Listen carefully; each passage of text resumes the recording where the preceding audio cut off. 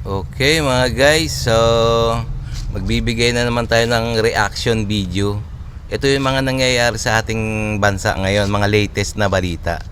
Pero hindi tayo nagbabaliti Nagbibigay lang tayo ng reaction, opinion. Pwede rin kayo magbigay ng comments dyan sa baba.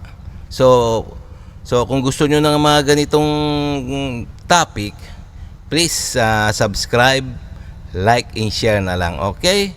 Also, kay Melbs Castle. Kay Melbs Castle, sa kanya galing ang video na to. So, umpisa na natin. Dahil sa mga pangambang madadamay ang Pilipinas sa posibilidad ng giyera sa Taiwan, inutusan ni Department of National Defense Secretary Gilberto Teodoro ang pagtatayo ng permanenteng base militar sa Batanes, ang dulong islang nakatutok malapit sa Taiwan.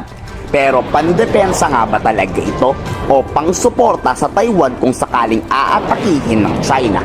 Nag-utos rin kasi si Secretary Gibo sa paglalagay ng libu-libong sundalo sa Mabulis, Batanes. Yan ang kinundina at kinagagalit. Yan Si Secretary Gibo nag-utos na maglagay ng maraming sundalo sa Batanes. Kasi itong Batanes na to, ito ang malapit sa Taiwan. So maraming nag-iisip na mga Pilipino kung bakit maraming mga sundalo ang pinapadala ni Secretary Gibo. So siyempre baka daw gamitin to na panglaban sa Taiwan. Walang natin So kasi nga ang gusto ni Gibo magkaroon ng permanenteng military infrastructure doon sa Batanes. Kasi nga malapit nga ito sa sa Taiwan . So okay. So tignan pa natin ng Chinese Foreign Ministry.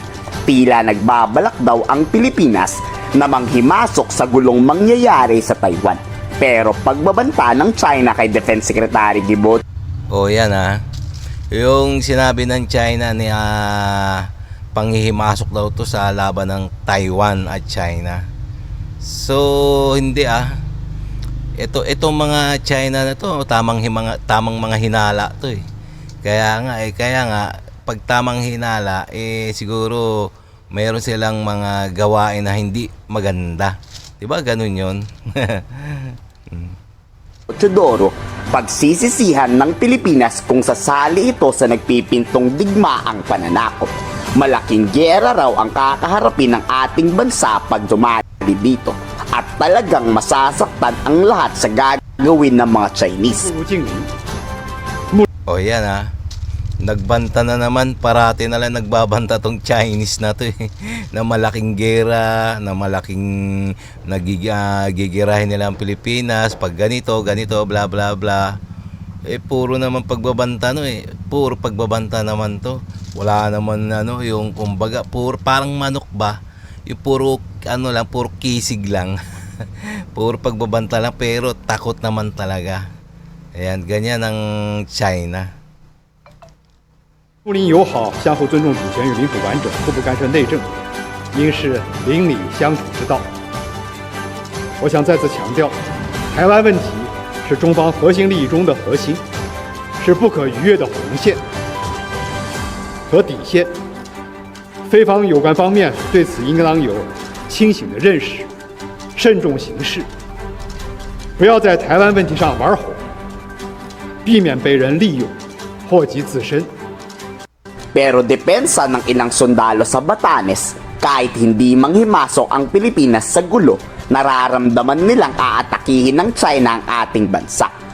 Oo, malamang sa malamang. Talagang damay talaga ang Pilipinas.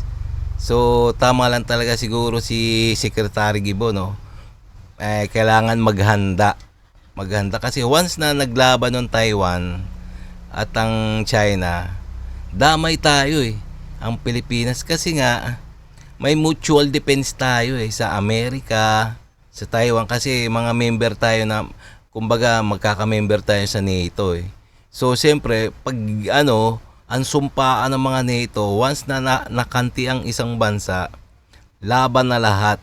Kaya kasali tayo sa sa alyanse. So damay pati tayo, siyempre maipagdigmaan talaga obligado tayong makipaggera.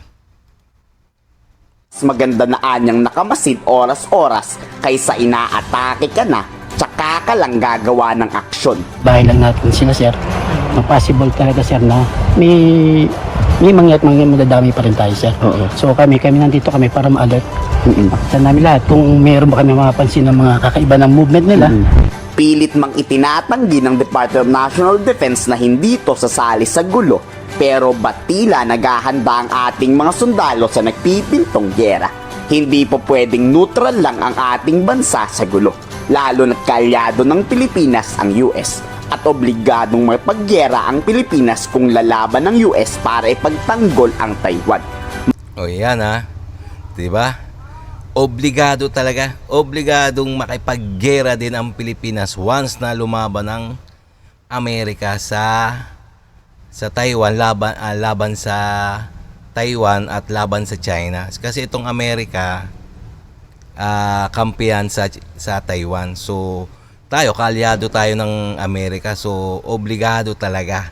Hindi pwedeng neutral Kasi may mga sinumpaan ng mga treaty organization Mainit na pahayag yan ng isang war analyst. Nonetheless, the message is very clear. We are preparing for war with China, particularly if something really happens. We're just too close to Taiwan to not be affected by any potential conflict there, and allies cannot be neutral.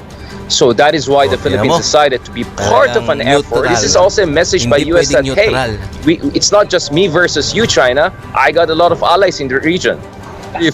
What I can say is the Philippines over the past decade has really realized how serious is the implications for the Philippines when it comes to its sovereign rights in the South China Sea.